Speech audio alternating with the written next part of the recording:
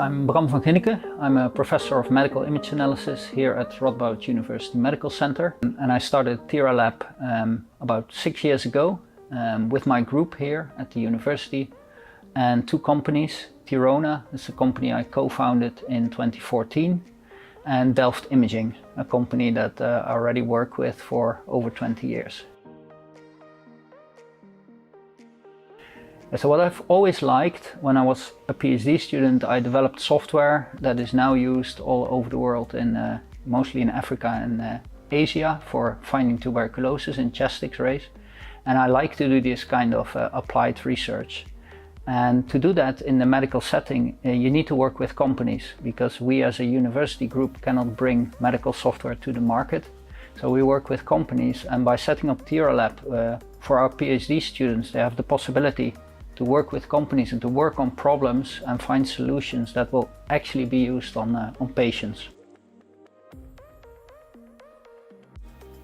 What I was hoping was that the methods that we develop here can really be used in products that can be used to make healthcare better for patients. And I think we did that in various projects, both with Thirona and with Delft.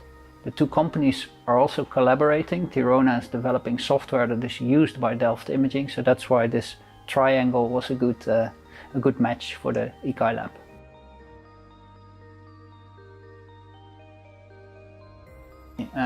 When I started my PhD 20 years ago, I made software to automatically analyze chest X-rays for finding tuberculosis. At that time, the software was just not good enough. Then we made software better, but there's a lot of discussion whether software could analyze a chest X-ray on its own. It should help doctors.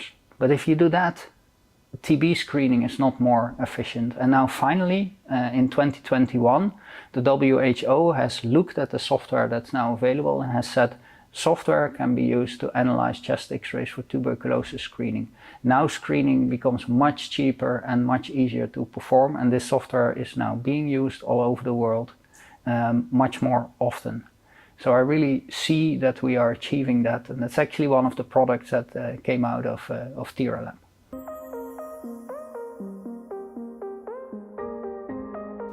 I think what was very nice was that Erdi Chali developed a method that could deal with missing features. What we saw is that different hospitals do different things. If they take images, scans, and they collect blood markers, every hospital has a different mix of blood tests and images.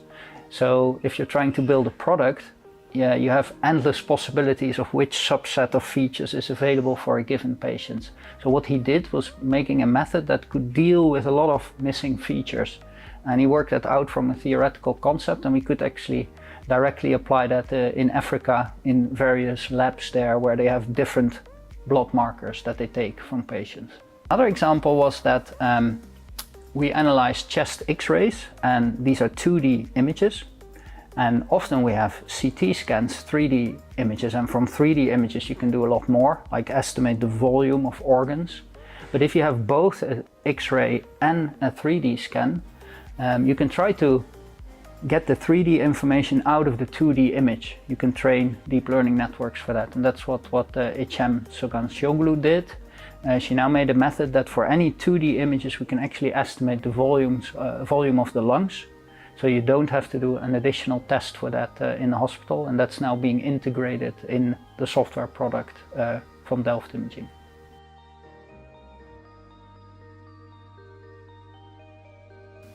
In 2020, when COVID came and when we were suddenly in the middle of a pandemic, and then the whole team started to develop a new product for CT analysis, analyzing chest CT scans for estimating the severity of corona.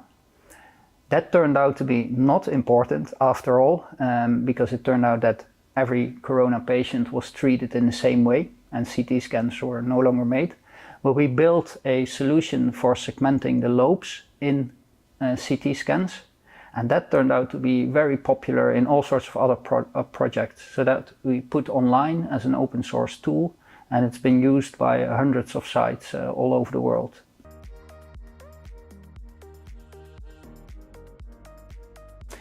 I'm most proud of 5 PhD students finishing their PhD, and they build things that are now being used in products that are either just out on the market or are in development. And really without this collaboration, this would not have existed. I'm really happy that all the students have finished and are still working in the field of AI. That is one of the goals of ICAI, to keep AI talent in the field.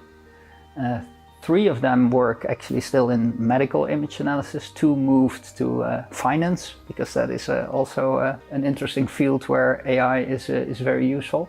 But they all still work in the field, and I'm very proud of that. And I think I will actually keep collaborating with several of them in the next couple of years.